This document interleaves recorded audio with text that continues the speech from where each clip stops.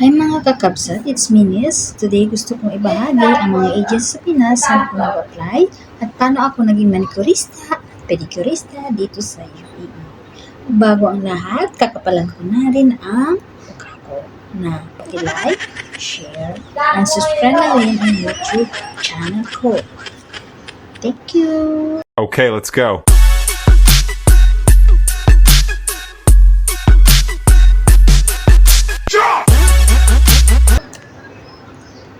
Well, sa mga gustong mag-abroad at matuto ng salon worker at sa mga may konting pera ang gastos, pwede kayong mag-inquire paano kayo makapagsimula sa kanilang free training. Wala pong bayad ang training. Ang tangi lang na iisipin mo at may sapat kang pera na gagustusin mo pambili ng gamit at budget mo pang araw-araw, syempre yung pagkain mo at pamasahe. Pero, doon sa una kong agency ay free accommodation na rin. Tubig, ilaw. Tiyaga lang sa higaan mo, kakabsat.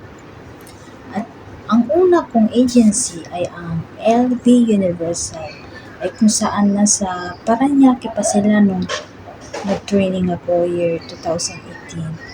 At ang agency nila ngayon ay nasa Laguna na Paki-search na lang mo po yung LV Universal. Meron din akong in-applyan noon na agency pero hindi ako nakadalo sa kanilang interview dahil nagkaroon ako ng ubo. Ito ay ang Questus International Place along Pasay naman sila.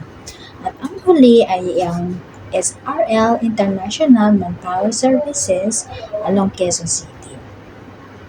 Dito sa SRL na agency, ako nakaalis ulit papunta dito sa UAE bilang manicurista at pedicurista. Take note, kakabsat, sa mga nabanggit ko ay nagbibigay sila ng libreng training. Pero habang nasa training ka, ay hahanapan ka ng employer mo or nagbibigay sila for interview or hindi. Yun lamang po.